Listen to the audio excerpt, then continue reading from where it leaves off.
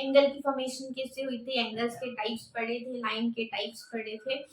ठीक है, तो इस वीडियो में हम करने वाले हैं थ्योरम 6.1। थ्योरम 6.1 हमारी क्या कहती है, if two line intersect each other then the vertically opposite angles are equal. अगर दो लाइन आपस में इंटरसेक्ट करती हैं तो उनके जो वर्टिकली अपोजिट एंगल्स होंगे वो इक्वल होंगे।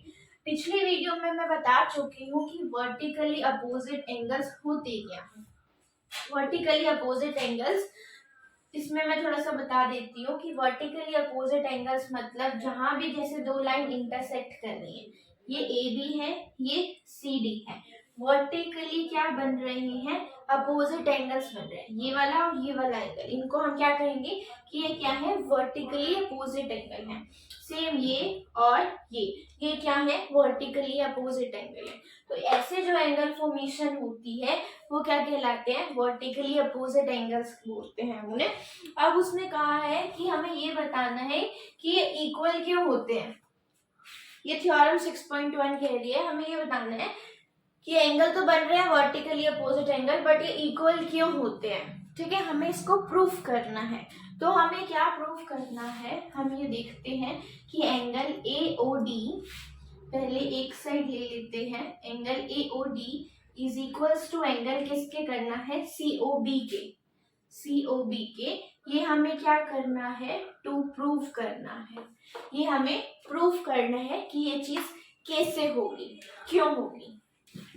ठीक है, सबको पता है ये क्या है, वर्टिकली अपोजिट एंगल है।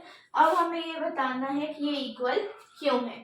तो इसमें कौन सा कंसेप्ट लगेगा, इसमें स्ट्रेट लाइन का कंसेप्ट लगेगा, लीनियर पेयर का कंसेप्ट लगेगा।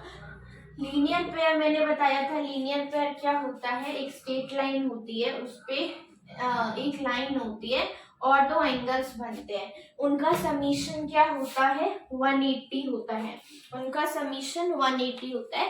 वो वाला कंसेप्ट हम यहाँ पे यूज करेंगे। ठीक है, देखो यहाँ पे ये जो लाइन बन रही है, पहले हम लाइन लेते हैं, लाइन सी डी ले ली मैंने, क्या किया मैंने, लाइन सी डी ले ली, लाइन सी डी ले ली।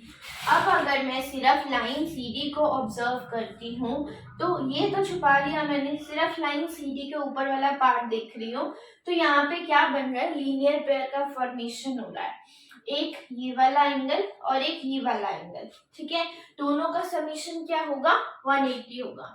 यही चीज मैं लिख देती हूँ, angle C O A plus angle A O D क्या होगा, 180 डिग्री होगा। क्यों, ये क्या है, लीनियर पेयर्स है, एक स्ट्रेट लाइन है उस पे दो एंगल बन रहे हैं, ये क्या है, लीनियर पेयर्स है। अब ये तो आ गई मेरे पास क्या, इक्वेशन नंबर 1। अगर मैं इक्वेशन नंबर 2 लेती हूँ, मैंने ये वाली लाइन ले ली, पहले मैंने ये ली थी, अब मैंने ये वाली लाइन ले ली। जब मैं ये वाली लाइन ले रही हूँ तो ये वाला सारा पार्ट मैं छुपा लूंगी, ये वाला सारा पार्ट मैंने हाइड कर लिया, तो मेरे पास सिर्फ ये बचा। यहाँ पे भी क्या हो रहा है, लीनियर पेयर की फॉर्मेशन हो रही है।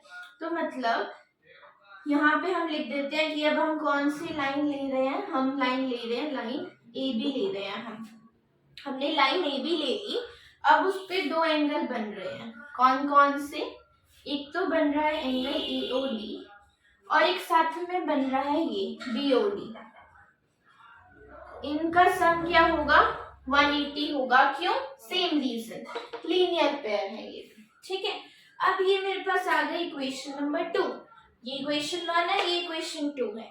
अगर मैं ध्यान से देखूं इन दोनों इक्वेशन को और इनको इक्वेट कर दूं तो इनकी राइट हैंड साइड क्या है, इक्वल है, तो इसकी लेफ्ट हैंड साइड भी क्या होगी, इक्वल होगी। राइट हैंड साइड इक्वल है, लेफ्ट हैंड साइड भी क्या होगी, इक्वल होगी। अब मैं कर देती हूँ, from equation 1 and 2 right hand side equal है, लेफ्ट हैंड साइड इक्वल हो जाएगी, C O A plus angle A O D is equals to क्या आ जाएगा, ए ओ डी प्लस में एंगल बी ओ डी। ये आ गया, ये आ गया। अब देखो हमारे पास क्या है, ये सी ओ ए, ये ए ओ डी, ये A O D, B O D. अब देखो ये जो ए ओ डी है हमारे पास, ये इस साइड भी है, ये इस साइड भी है। अगर मैं ए ओ डी से ए ओ डी कैंसिल कर देती हूँ तो मेरे पास क्या बच रहा है देखते हैं। C O A is equals to angle B O D. ठीक है, सी ओ ए, सी ओ ए ये वाला एंगल और बी ओ डी ये वाला एंगल। मतलब मैंने एक पेयर क्या दिखा दिया, लीनियर पेयर का, तो मैंने वर्टिकली अपोजिट एंगल का इक्वल दिखा दिया। हमें एओडी और सीओबी भी इक्वल करना है, सेम केस से हो जाएगा। देखो ये क्या है, ये है। अगर मैं यहाँ पे रिप्लेस कर दूं किसको, एओसी को, किससे, ये वाला एंगल इसके क्या है, इक्वल है, तो ये वाला एंगल भी क्या होंगे, आपस में इक्वल होंगे। वर्टिकली अपोजिट एंगल्स क्या हो गए, इक्वल। अब ये भी वर्टिकली अपोजिट एंगल था, और कौन सा वर्टिकली अपोजिट एंगल था, ये वाला एओसी और बीओडी। ये भी मैंने क्या दिखा दिए, इक्वल दिखा दिए। ये भी किससे हो जाएंगे, इसी से हो जाएंगे, लीनियर पेयर से। हम क्या करेंगे, ये वाला पोर्शन अभी हमने कॉमन ले लिया था, फिर हम ये वाला पोर्शन कॉमन ले लेंगे, तो हमारे ये वाले दो एंगल इक्वल आ जाएंगे। लाइन सेम लेनी है, पहले CD लेंगे फिर AB लेंगे, उससे क्या आ जाएगा, हमारा इक्वल आ जाएगा।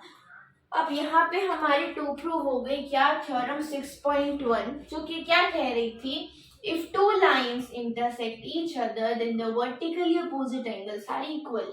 हमने दिखा दिया कि दो लाइंस थी वो O पे इंटरसेक्ट कर रही थी और उनके वर्टिकली अपोजिट एंगल्स क्या है, इक्वल आगे।